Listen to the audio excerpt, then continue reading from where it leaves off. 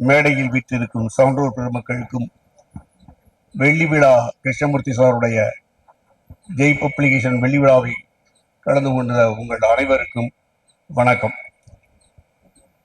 முதல்ல கிருஷ்ணமூர்த்தி சாரை மரியாதை செய்ய விரும்புகிறேன். அவர் வெள்ளி விழா இல்லை, எனக்கு அடுத்த ஆண்டு பொன் விழா, அவரும் பொன் விழா கட்டாயம் கொண்டாடுவார். எனக்கு இப்போ வயசு 76, பொன் விழா வரும்போது எனக்கு 100 வயசா இருக்கும். கட்டாயம் வந்து நான் வாழ்த்துவேன். முதல்ல நான் அவரை கௌரவப்படுத்த முதல்ல விரும்புகிறேன். 25 வருஷம் சாதாரணமான பதிப்பு துறையில இன்னைக்கு உள்ள டெக்னாலஜியில ஒவ்வொரு விஷயத்துக்கும் போராட வேண்டி இருக்கு. முதல்ல அவரை பாராட்டிட்டு அப்புறம் அடுத்த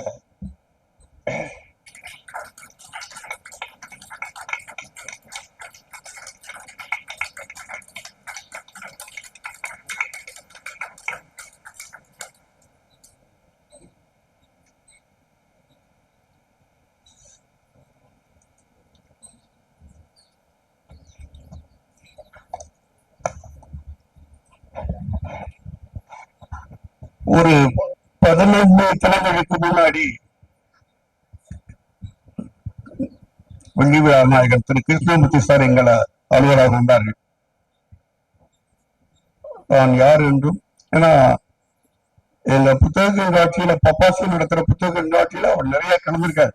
இங்க மட்டும் இல்ல, ஈரோடு மற்ற எல்லா ஊர்லயும் கலந்திருக்காரு.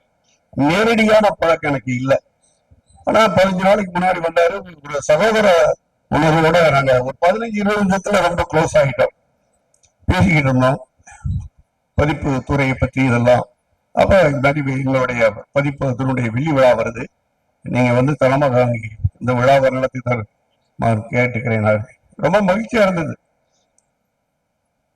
இங்க மேடையில இருக்க எனக்கு ஒரு விதமான அச்சம் வந்துருச்சுங்க. நிறைய மேடைகள்ல பேசியிருக்கேன், எல்லா தமிழை பத்தியும் இலக்கியத்தை பத்தியும் பேசியிருக்கேன். ஒரு புத்தகத்தை வடிவமைக்கணும்னு சொன்னா அதை இன்னைக்கு ஹை டெக்னாலஜியில எப்படி கொண்டு வர முடியுமோ அதை முதன்மையா கொண்டு வந்துருவேன். பேசணும் சொன்னா பேசுறதை கேட்டு ரசிக்கிற ரசிகன் தானோ.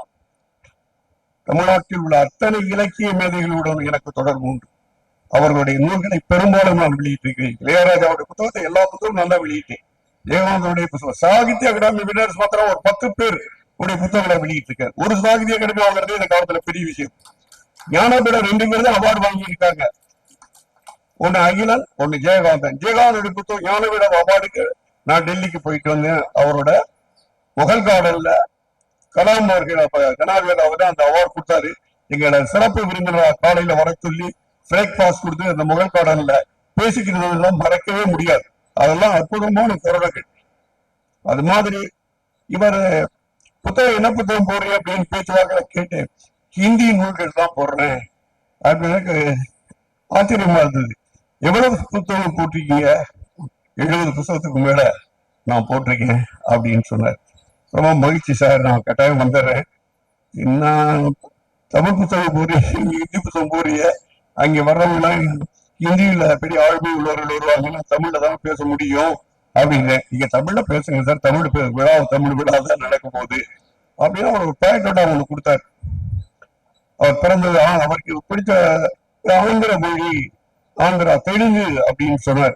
சுந்தர தெலுங்குன்னு பாரதியா பாடியிருக்காருங்க, தைரியமா சொல்லுங்க, அது ஒன்றும் பயப்பட வேண்டிய அவசியமே இல்லை அப்படின்னு சொன்னோம். பல விஷயங்கள்லாம் பேசிக்கிட்டு இருந்தோம். பொதுவா புத்தக தொழில் வந்து தமிழ் புத்தக தொழில முதல்ல தொடங்கிட்டு முன்னாடி எல்லாம் அப்படி சின்ன சின்னமா வந்திருக்கு.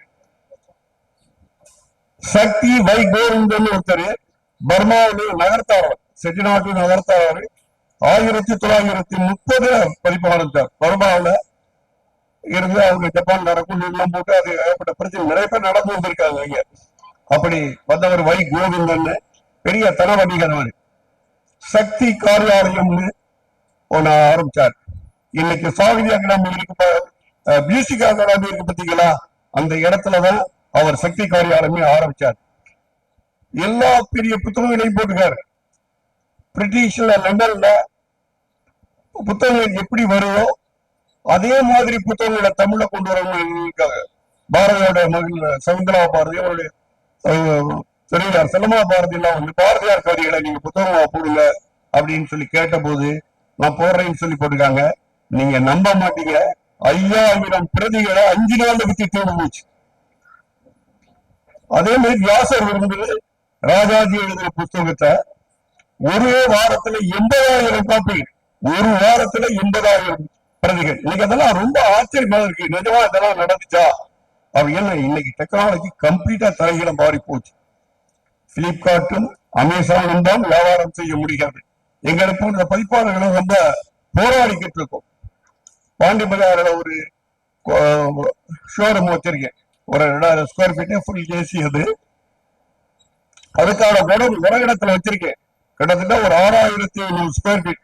ஒரு இந்த அரங்கத்தை விட கொஞ்சம் பெருசாவே இருக்கும். கோடவுன் தாண்டி ஒரு இடம். அது மாதிரி எல்லாம் இப்ப தேவையில்லை. என்ன புத்தகத்தை பிஓடின்னு ஒரு இது வந்திருக்கு. ஒரு 10 புத்தகம் என்ன போடலாம். முன்னாடினா 1200 காப்பி போடுவோம். புத்தகங்களை எல்லாம் அச்சு கோர்க்கணும் அந்த காலத்துல. இப்ப அப்படி இல்லை, எல்லாம் கம்ப்யூட்டர் வந்துருச்சு. ஒரு புத்தகம் 10 ஃபாரம், 16 பக்கத்தை ஒரு ஃபாரம் அப்படின்னு சொல்லுவாங்க. அப்ப 160 பக்கம்னா 10 ஃபாரம் அப்படின்னு சொல்லுவாங்க. அந்த காலத்துல காலி ப்ரூப், பேஜ் ப்ரூப் எல்லாம் சொல்லுவோம். இப்ப அதெல்லாம் மேலே உடனடியாக புத்தகத்தை இன்னைக்கு கொடுத்தீங்கன்னா நாளைக்கு டைப் பண்ணி கொடுத்துருவாங்க. 160 பக்கத்தையும் 2 தடவை ப்ரூப் பார்த்து கொடுத்தோம்னா, பேப்பரை டிசைன் பண்ணோம்னா புத்தகத்தை ஒரு வாரத்துல கொண்டு வரலாம். முன்னாடிதான் அந்த புத்தகத்தை கொண்டு வரதுக்கு ஒரு 15 நாள் ஆகும். இந்த சக்தி வாய்ப்பு இதை பத்தி சொன்ன முதல் அவர் அற்புதமான புத்தகம். இந்த புத்தகம் கொண்டு ஒரு புத்தகத்தை போட்டவருடைய புத்தகத்தின் கதை அதிகமானுங்கிற ஒரு பெரியவர் எழுதிக்காரு. இவர் பெரிய அரிய சாதனைகள்லாம் தமிழ்ல படிச்சிருக்காரு. 1930 வருகிறாரு. என்ன கொடுமைனா அவ்வளவு பிரபலமா இருந்தவர் கடைசி காலத்துல ரொம்ப கஷ்டப்பட்டிருக்காரு. அதுக்கப்புறம் சின்ன அண்ணாமலைன்னு வந்தார் தேவகோட்டையில இருந்து. அவர் இப்ப இருக்க நல்லிக்கு பக்கத்துல ஒரு கடை ஆரம்பிச்சாங்க. ராஜாஜி தான் குத்து விளக்கு எடுத்து வச்சாரு. நாமக்கல் கவிஞர் புதுக்கணக்கு எழுதினாரு. இதே வழி கோவிந்தன் அவரு புத்தகத்தை முதல் பிரதியை வாங்கினாரு. இப்படி ஆரம்பிக்கப்பட்டது தமிழ் பண்ணை. தமிழ் பண்ணையிலிருந்து இன்னைக்கு புகழ்பெற்ற வானதி பதிப்பகம், அருணோதயம், அப்படியே பாரதி பதிப்பகம், இப்படி புகழ்பெற்ற பதிப்பகம்னா இன்ப நிலையம், இவங்கெல்லாம் அவங்ககிட்ட வேலை பார்த்தவங்க. இன்னைக்கு பெரிய புகழ் சான்றிதழ் புத்தகம் அவங்கதான் போட்டாங்க. எல்லா புத்தகங்களும் அவங்க பாண்டிபத்தால தான் இருக்கு. வானதி பதிப்பகம் பெரிய புகழ்பெற்ற பதிப்பகம். அவெல்லாம் இவர்கிட்ட வேலை பார்த்தவங்க. இவருடைய புத்தகம் வந்திருக்கு. இவர் கடைசி காலத்துல ரொம்ப சிரமப்பட்டிருந்தார். அவருடைய குழந்தைகள் சொன்னாங்க, நான் அப்பா இந்த தொழிலுக்கு வராம இருந்திருந்தா நாங்க இவ்வளவு சிரமப்பட்டிருக்க மாட்டோம். அப்படின்னா அவ்வளவு புத்தகம், அவ்வளவு செலவழிச்சு எல்லாம் பண்ணியும் அவர் கடைசி காலத்துல வெற்றி பெற முடியும். அவர் அப்படி ஏன்னா இது கண்ணீரின் இளமைன்னு மலையாளத்துல கொடிகட்டி பறக்கிற இப்பவும் இருக்கு ஒரு நாற்பது. இவருடைய என்னுடைய இன்டர்வியூ, டெலிவிஷன் இன்டர்வியூ ஒண்ணு பார்த்திருக்காரு காலிக்கட்ல. இவருடைய இந்த புத்தகம் அவருடைய வாழ்க்கை வரலாறு, புத்தக தொழிலிருந்து எப்படியெல்லாம் வெற்றி பெற்றேங்கிறதா இந்த புத்தகம். அப்ப அவர் சொல்றாரு, மலையாளத்துல என்னுடைய இன்டர்வியூவை பார்த்துட்டு சொல்றாரு, தமிழ்ல மொழிபெயர்த்துக்கிட்டு இருக்காரு ஒருத்தர். அவர் சொல்லியிருக்காரு, அவர்கிட்ட ஒரு அணிந்துரை வாங்கணும் நம்ம புத்தகத்துக்கு, தமிழ்ல வர்ற புத்தகத்துக்கு அப்படின்னு சொல்லியிருக்காரு. ஏன்னா அந்த டிரான்ஸ்லேட் மொழியாக்கம் செஞ்சவரை எனக்கு போன் பண்ணி இது மாதிரி தகவல் முதலாளி சொல்றாரு, நீங்க ஒரு அணிந்துரை கொடுக்குற மாதிரி புத்தகத்தை ஒரு மொழிபெயர்ப்பை முழுமையா கொடுத்தா தான் நான் படிச்சுட்டு அணிந்துரை எழுத முடியும் நான் சொல்றேன். அவரு அதே மாதிரி முழுமையா இந்த புத்தகத்தை மொழிபெயர்த்தி எனக்கு அனுப்பிச்சாரு. இந்த புத்தகத்து பேரு கண்ணீரின் இனிமை.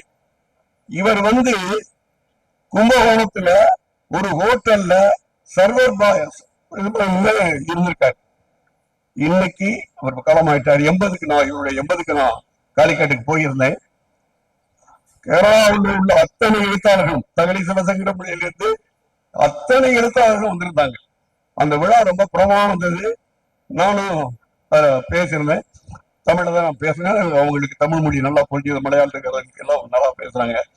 அவ்வளவு குடியேற்றி பிறகு அவ்வளவு பிரமாதம் இருக்க. 4 கட்டடம் இருக்கு. 4 கட்டடம் சொந்த கட்டடங்கள். மிக உயர்வாக வந்திருக்கார். வெளிநாட்டு புத்தகங்களுக்கு கூட ரைட்ஸ் வாங்கியிருந்தார். அரசாங்கம் மலையாளத்துல கேரளா அரசாங்கம் இவர்தான் எல்லா புத்தகம் பர்ச்சேஸ் பண்ணும். அதுக்கப்புறம் தான் பார்த்தது. ரொம்ப கஷ்டப்பட்டு போராடி வாழ்க்கையில ஜெயிச்சு எல்லாம் 5 நட்சத்திர ஹோட்டல்ல தான் தங்குவார், இது பண்ணுவார். இப்ப சமீபத்துல தான் ஒரு காலமாக ஒரு பிள்ளைகள்லாம் நல்லா இருக்காங்க. இப்படி புத்தகத்தை பத்தி நம்ம நிறைய சொல்லலாம். முல்லை பதிப்பகம்னு இருக்கு, முல்லை முத்தையா என்று சொல்வாரு. அவர் தான் பாரதிதாசனுடைய புத்தகங்களை எல்லாம் முத போட்டவர்.